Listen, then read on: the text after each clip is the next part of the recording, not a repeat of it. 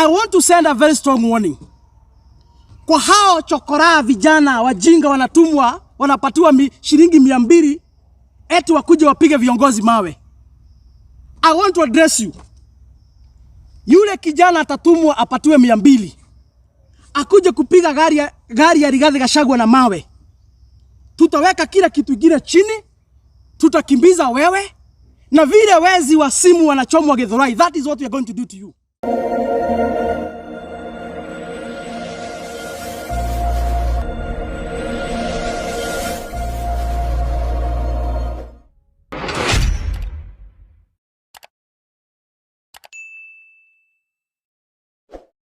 Wakenya hamjambo, pahali popote mlipo. Ni mimi wenu Isaac Mungai, aka kijana msafi, chairman wa New Gema Young Leaders Movement. Na nimekuja hapa leo kuongelesha mtu ambaye anaitwa Aden Duale, kwa sababu iko matamshi ambaye amekuwa akiongea. Na tumenyamazia yeye, sijui sasa anafikiria ni uoga tuko naye ama pengine tunamuogopa. Na iko mambo amekuwa akiongea kawaida yake vile ambavyo wanaongeanga kule State House wakiwa na William Ruto. Ile tu maneno anaongea kila siku ambaye ni maneno ya kupiganisha jamii. Na nikasikia akiongea akiwa kule kwao akisema ya kwamba sijui 2027 itakuwa kama 2007, ile ambayo itakuwa ni sijui ni 42 against 1 ama wanaita nini. Na nikasikia bado matamshi yake akiongea alikuwa na jaribu kukemea jamii yetu, hasa hii jamii ya Mlima Kenya. Na mimi nataka niambie Duale, unajua wewe ni mfugaji wa ngamia, na pengine umefuga ngamia mpaka kwa hiyo kichwa yako unafikiria kwamba watu wote ni ngamia tu. Sisi ni watu ambao wako na akili, na ni watu ambao tunajua mahali tumetoka na mahali tunaelekea. Na sisi kama jamii ya Mlima Kenya tunajua marafiki zetu na tunajua maadui zetu ni akina nani. Na mimi nataka niambie Duale, hii matamshi unaongea kila wakati. Mimi niko sure hauongei kwa niaba ya jamii wa Somali. Kwa sababu sisi kama jamii ya Mlima Kenya hatujawahi kuwa na vita siku hata moja. Hatujawahi kuwa na shida siku hata moja na hii jamii wa Somali. Siku Mwai Kibaki amekuwa kwa uongozi, hatukupata matatizo yote kati yetu na jamii wa Somali. Hatujawahi kuwa na shida yote. Uhuru Kenyatta amekuja ameongoza miaka 10. Kwa serikali yake kulikuwa kumejaa jamii wa Somali. Wewe ukuwa mmoja wao, umekuwa majority leader katika serikali ya Uhuru Kenyatta for 10 years. Na hakuna kura ulikuwa unamletea kwa meza. In fact zile kura unaleta kutoka kwenu, hata mimi kijana msafi mwenye sijachaguliwa kiti yoyote, saa hii naweza peleka kura mingi hata kukushinda. Kwa sababu hapo ulikuwa unachaguliwa kila wakati. Ulikuwa unachaguliwa sijui na kura 1000, 5000, 6000, 7000.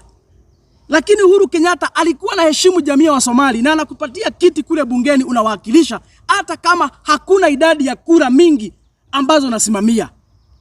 Lakini saa hii vile ambavyo Mheshimiwa Uhuru Kenyatta amestaafu, mimi nashangaa eti Duale wewe ndio mtu wa kwanza. Wewe ndiye mtu wa kwanza kukemea na kupiganisha jamii ya Mlima Kenya na jamii wa Somali. Mimi nimekuja kukuambia hapa ya kwamba sisi Duale hatukuogopi. Na ningetaka leo, I want to be very honest today. Na nataka niongeleshe jamii wa Somali. Hasa wale ambao wamesoma kidogo ndio nataka niongee na wao. Wale hawajasoma kaeni kando kwanza. Mtafikishwa ujumbe na wale ambao wamesoma. Nataka niongee na jamii wa Somali, wale kwanza wameenda shule. Hawa wabunge wenu hawa viongozi wenu wakiongozwa na Duale, wanakuja huko kwenu kurukaruka huko, wanakuja kuwadanganya eti shida yenu ni Rigathi Gachagua. Wanawaambia shida yenu ni Rigathi Gachagua. Rigathi Gachagua amekuwa kwa serikali miaka 2 peke yake na nusu. Lakini nyinyi kama jamii wa Somali, ile shida mmekula si ya miaka 2. Ile matatizo mko naye kama jamii wa Somali si shida ya miaka 2. Ni shida imekuweko zaidi ya miaka 20. Na hawa wanawaambia kwamba eti shida yenu ni Rigathi Gachagua, wao ndio wamekula pesa yenu. Kwa miaka 20 jamii wa Somali, nataka mnisikize vizuri. Kwa miaka 20 Duale amekuwa mbunge, amekuwa majority leader na viongozi wengine hapo wakiwakilisha kule bungeni. Kila mwaka wanapatiwa milioni zaidi ya 150. Kwa hivyo katika ile wakati Duale amekuwa mbunge akiwawakilisha kule bungeni, amelipwa kupitia CDF, kupitia Equalization Fund zaidi ya bilioni kama 3. Lakini mkienda huko kwenu anawaambia shida yenu ni Rigathi, hakuna madarasa. Tukikuja huko kwenu hakuna stima. Tukikuja huko kwenu hakuna barabara. Kama hamuna barabara, hamuna stima, hamuna mashule, hamuna hospitali, Rigathi anaweza kuwa shida yenu vipi? Na yeye amekuwa kwa serikali tu miaka 2. Duale amekuwa kwa hiyo serikali zaidi ya miaka 20 akiwa kiongozi kule bungeni. Na ndio maana nimesema nataka niongeleza jamii ya Wasomali, hasa wale ambao wamesoma, wale ambao wanaelewa maneno, hawawezi danganywa na hawa wakora. Msijaribu kudanganywa. Shida yenu sio Rigathi. Rigathi hajai kuwa president wa nchi hii. Amekuwa tu naibu wa rais kwa muda wa miaka 2. Na zile matatizo mmekuwa nazo ni matatizo ambayo imewakumba na imewatesa kwa miaka mingi. Mimi nashtuka sahi hawa viongozi kutoka jamii wa Somali wakiongozwa na Duale. Kazi yao ni kuchukua pesa ile ambayo inapangiwa kusaidia wananchi wa kwao, wanaenda kule Kilimani wananunua apartments, zile pesa zingine wanaenda kwa virabu wanakunywa pombe ya bei kali, zile pesa zingine zinabaki wananunua malaya huko. Mnanunua malaya na pesa ya wananchi. Watu wenu wanabaki bila mashule, watu wenu wanabaki bila hospitali, watu wenu wanahangaika bila barabara kwa sababu kazi yenu ni kukula pesa yao kule Nairobi. Hawa viongozi wanawakilisha jamii ya Wasomali, nataka niwaambie leo. Kazi yao ni kununua manyumba huku Isli. Kazi yao ni kubadilisha magorofa kule milimani na pesa yenu. Nyinyi mnabaki msituni, nyinyi mnabaki kwa kichaka, mnatesekea huko, mnahangaika huko. Wakati kuna mafuriko, mnakuja mnakumbwa na matatizo. Ile kitu kubwa wanafanyanga, wanagojanga mafuriko iwapate ndio wawaletee chakula na ndege ya serikali. Wanawaletea maharagwe huko, wanawaletea mahindi huko, na wanawaletea mchele huko. Hiyo ndio ile kitu kubwa wanawapelekeanga. Mimi nashangaa.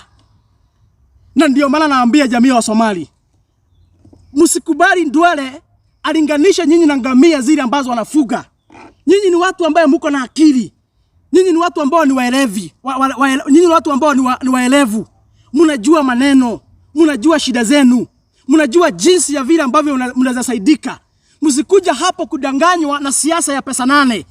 Jana nimeona Faruku Kibet na hiyo grupu ya kina Duale wametembea huko milimani, wamechukua mara moja hapo, wamepeleka huko kwenye walikuwa mkutano.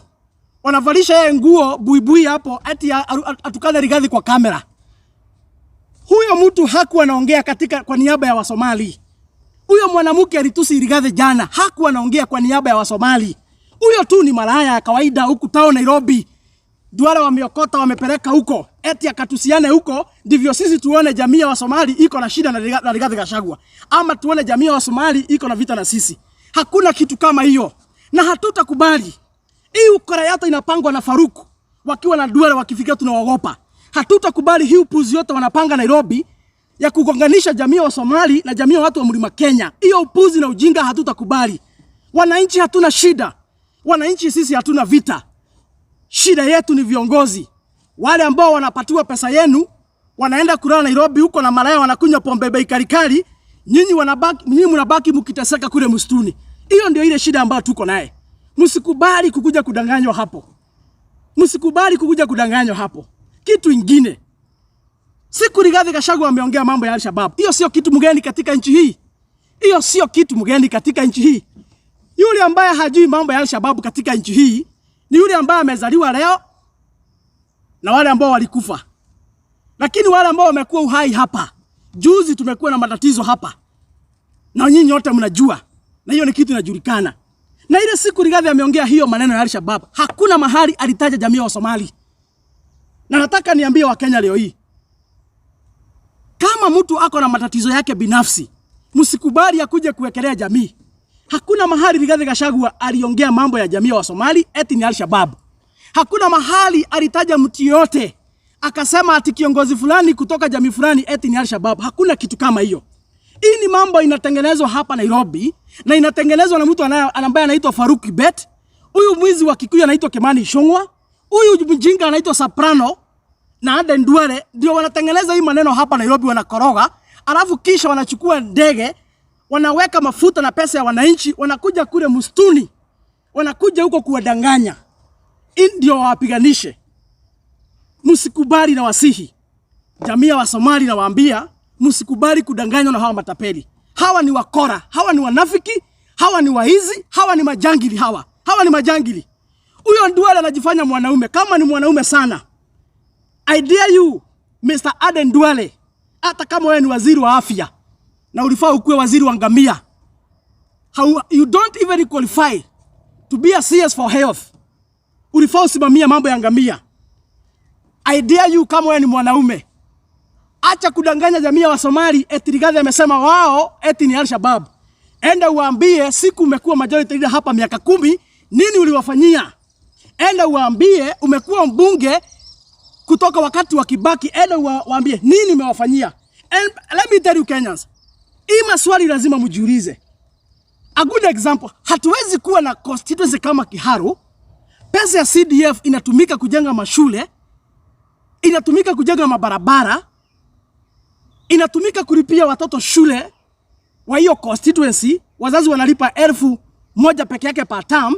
Alafu nyinyi mnalia kwenu miaka 20 hamuna madarasa, miaka 20 hamuna barabara, miaka 20 hamuna stima. Kama mbunge amekuja ako na only 2 term hapa Nairobi, amefanya kazi kwake na pesa ya CDF. Huyu mwizi anaitwa Duale amekuwa mbunge miaka 20, hajawafanyia kitu, bado mko msituni. Hata nyinyi mnafaa kujiuliza maswali. Na niambia wa Kenya, hiyo puzi mnasikianga hapa mingi.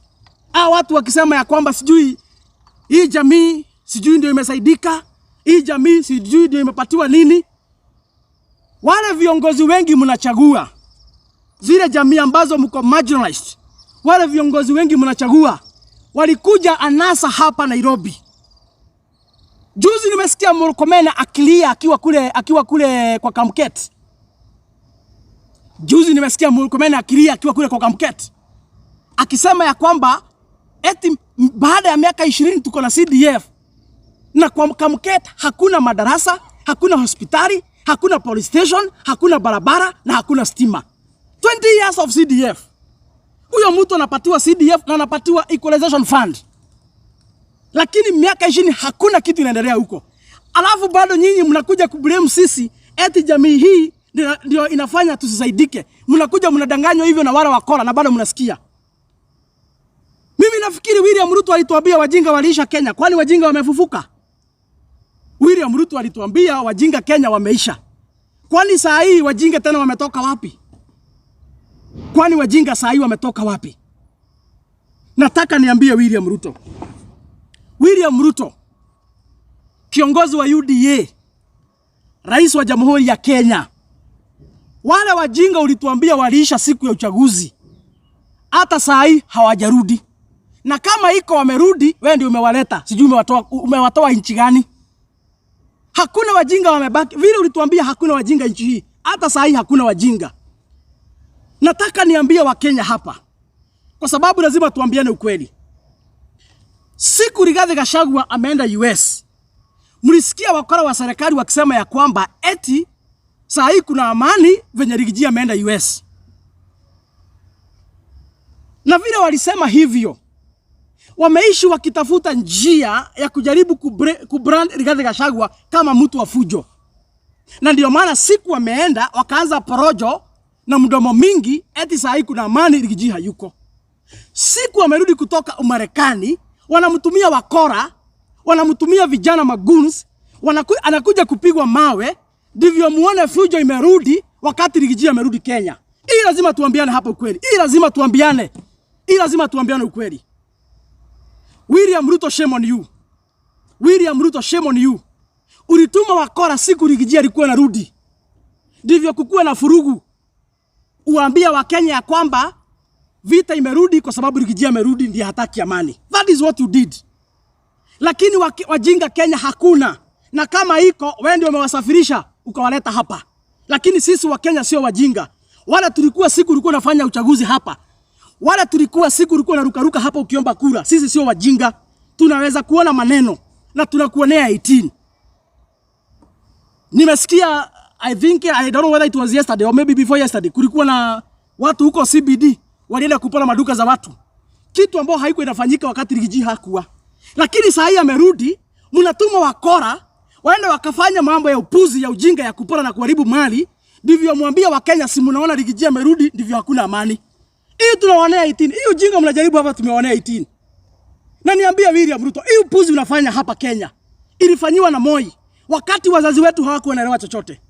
Hii ujinga bwana William Ruto anafanya hapa Kenya leo ilifanywa na Moi wakati wazazi wetu hawakuwa wanajua chochote kwa sababu hawakusoma. Moi aliharibu masomo, wazazi wetu hawakusoma, kisha akaanza kufanya hii upuzi unafanya. Na hiyo siku hatukuwa na media. Tulikuwa tunangojea KBC peke yake isome taarifa 6 in the evening. Na tungeamini tu venye ingesema. Saa hii hiyo ilikuwa mambo zamani. Saa hii tuko na social media. Tuko na network kila mahali. Tuko na internet kila mahali. Tunakuonea 18 hata kabla utekeleze kitu. Ile upuzi Moi alifanya wakati wazazi wetu usijaribu kufanya saa hii. Sisi wenye tuko tulisomeshwa na Kibaki for free. Uhuru akakuja akachukulia tukasoma secondary for free. Hata kama hatujatoka katika jamii ziko na pesa, angalau Kibaki alitupatia free primary education. Uhuru Kenyatta akatupatia free secondary education. At least tuko na masomo hata kama ni kidogo. At least we are far somewhere way than our parents. Iko maneno tunaweza ona wenye wazazi wetu hawakuwa wanaona. Kwa hivyo nikwambie William Ruto, hii karata unacheza tunakuonea 18. Juzi mumerukaruka hapa mkasema Jay-Z ni kabila moja. Baadaye kwa sababu mlishtuka ni vipi watoto wa Kenya wanaweza tokea kwa barabara waandamane na hakuna kitu inaharibiwa, mkaingiza baridi. What did you do? Mlienda mkaketi chini mkatafuta goons. Mkaweka hao goons ndani ya Gen Z. Ndivyo maandamano ikiendelea wale goons wanapora mali. Ndivyo isemekane Gen Z wamegeuka wamekuwa wezi. Ndivyo mpate sababu ya kuwapiga risasi. And that is what you did. We know very well. We know very well. Hiyo mchezo mlicheza ndio mumalize Gen Z. Saa hii mnajaribu kupendi Rigathi Gachagua eti ni mtu wa fujo, such that mnagojea rudi Kenya, mnatuma wakora ndio fujo ionekane imerudi wakati amerudi. Mnatuma wakora wakapora CBD ndio ionekane mambo imeanza kuharibika vile Rigiji amerudi. Mimi nataka niambie wa Kenya, hasa kama uko hapo wewe ni Mkenya ambaye uko na akili timamu, usijaribu kuingia katika mtego wa William Ruto. Usijaribu kuingia katika upuzi wa William Ruto wakiwa na Faruk ile ujinga wanafanya hapa Nairobi. Rigathi Gachagua ni mtu anapenda amani. Rigathi Gachagua ako na haki kisheria kama Mkenya yeyote. Na mimi nashangaa sana. William Ruto, siku Rigiji anashuka hapa JKIA kama wale wengine tu, kama abiria wale wengine tu walikuja. Sisi tunagojea yeye hapo, tumemchukua, tunakuja msafara tumpeleke kwake, unatutumia wakora watupiga mawe. How evil are you bwana William Ruto? How evil are you? Unajua William Ruto kuna mambo unafanya hata shetani anashtuka mwenyewe kwa sababu you are doing it to an extent hata mahali shetani hako unafikiri unaweza fika. Kiongozi bwana ya mtu, baba ya mtu, hana hatia, hana makosa. Ameshuka hapa, watu wamempekelea, wanamsindikiza, unatuma wakora na mpiga mawe. Na mimi hapa nataka niseme kama kijana msafi. I must say this today. And I'm speaking on my behalf. Hata sitaki kuongea kwa niaba ya mtu mwingine. I'm speaking on my behalf because nilikuwa hapo katika hiyo convo tukipigwa na hiyo mawe. I want to send a very strong warning. Kwa hao chokora vijana wajinga wanatumwa, wanapatiwa shilingi 200 eti wakuje wapige viongozi mawe. I want to address you. Yule kijana atatumwa apatiwe 200. Akuje kupiga gari ya Rigathi Gachagua na mawe. Tutaweka kila kitu kingine chini, tutakimbiza wewe, na vile wezi wa simu wanachomwa Githurai. That is what we are going to do to you. And I'm sending hii naituma kama warning kwa hao wakora watu wanatumwa. Be very careful.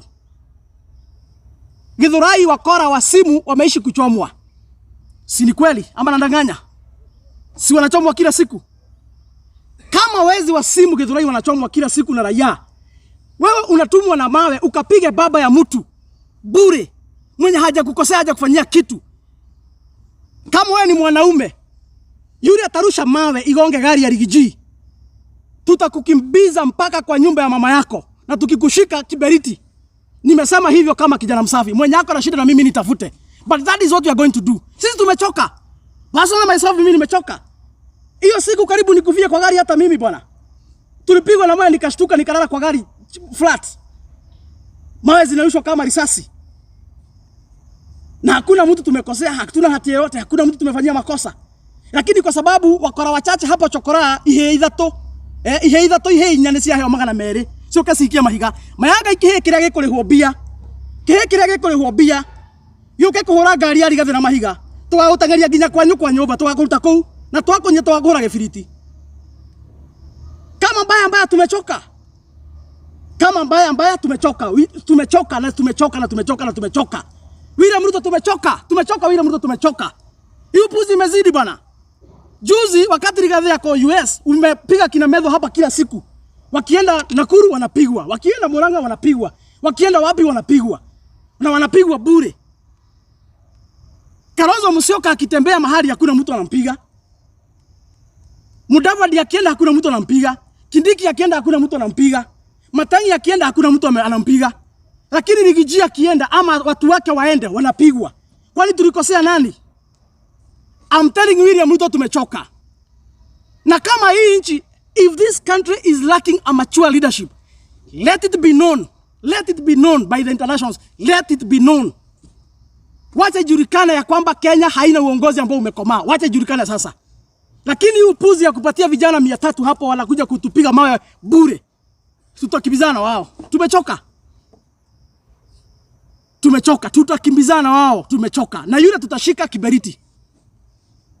Dauga huo mwada kugira mugire. But ugo niguo twogweka. Tumechoka hata sisi. Ona tukirecia na cia tumia. Kakwe mundu imire guruga ora giumada. Utire mundu imire guruga. Itho tuciaritwo toria William Ruto aciaritwo. Vile William Ruto amezaliwa ndivyo Rigathi amezaliwa. Ya? Vile William Ruto alizaa watoto wake ndivyo hata sisi wazazi wetu wametuzaa. Na hii nchi ni yetu sisi zote. Hawezi kuwa na muko na pangia wengine wanapigwa mawe. And I'm addressing William Ruto because he is the leader of that yeye ndiye kiongozi wa hiyo group. I am addressing William Ruto because he is the leader of Kenya Kwanza government, he is the leader of the UDA and he is the sitting president. Yule ambaye anafaa kulinda mali na maisha. That is where I'm addressing to you. Kama kuna makosa imefanyika katika nchi, it has happened under your watch, Bwana William Ruto. Na mimi nimechoka. Nilikupigia kura na ndio maana naongea kwa ukali. Kama mimi sio mpiga kura ama mimi sio Mkenya siwezi kuwa hapa na kuaddress. Nikakuwa hapa na kuaddress kama nani? But I'm here addressing you like a Kenyan. I voted for you. I campaigned for you. You know me very well. Ndio maana niko hapa naongea na uchungu, Bwana William Ruto. Sisi hatuna deni na hakuna kitu yako hata moja tunataka. Ile kitu tunakuambia lazima utekeleze ni amani. Wale wanafanya mambo zao, wacha wafanya mambo zao kwa amani. Lakini hii ujinga hii, gotire mundu na mwana ada. Na urawe mwana ni yakwa bako igakado. Ya, urawe mwana ni abeige. Tukiamba tukimenyane. No tutire tubage wa ihe nginya itaireti oru haha. Ihe itaireti nginya oru. Igathi kuhura muthuru wa miaka 60 na mahiga. This is very wrong, Bwana William Ruto. It is wrong, Bwana William Ruto. Shame on you. Muthuri wa miaka 60 wena mutumia na ciana ciake akihura mahiga neihe itaireti oru. Nundu wa ciringi 300. Ni mugutuma nginya bururi oru muo. Ni mugutuma nginya bururi oru muo. Na nikio mutangicida nginya gakombe kanita kamurathakaga haha Harambee Stars. Bururi ni murumio ni mugutuma nginya bururi oru muo. Ni gutuma ciana ikahura maithe. Muratuma ciana ikahura maithe niki? I'm speaking this with a lot of pain. Ni murahitie ni gutuma ciana ikahura maithe. Kimani wa Icũng'wa ere William Ruto ni atia ndauga. No tuli anogu. Kama kuna swali nitachukua moja, kama hakuna maswali tutamalizia hapo. Tutazidi kuzungumza kwa sababu hii nchi ni yetu. Na sisi borake tunaongea ukweli. Na borake tunaambia mambo ya ukweli, hakuna kitu tunaogopa. Hakuna kitu tunaogopa. I'm coming here again. Na nakuja hapa kuambia jamii yetu ni akina nani ambao ni maadui zetu. Wala watu wote wanatusi sisi kila siku. Iko watu hapo wamezingira William Ruto wanatusi jamii ya Mlima Kenya kila siku. I'll be coming here again kuambia watu wetu ni akina nani ambao ni maadui zetu. Ndivyo tuwajue mapema. Na mimi naaibika sana mimi nikiwa kama kijana msafi nikiona vile tunatusiwa na watu wengine hapo William Ruto akiwa amenyamaza. And he's a beneficiary of our population as a region. William Ruto is a most beneficial person who benefited from a population as a community. Nashangaa sana tukitusiwa kwa hapo ambakiwa amenyamaza. I'll be coming again to tell you. Na nitawaambia hao ni akina nani. Otherwise kwa haya machache na mengi nitamalizia hapo. Mungu awabariki, abariki taifa letu. Na tuzidi kuongea na tuweke amani kama Wakenya. Asanteni sana.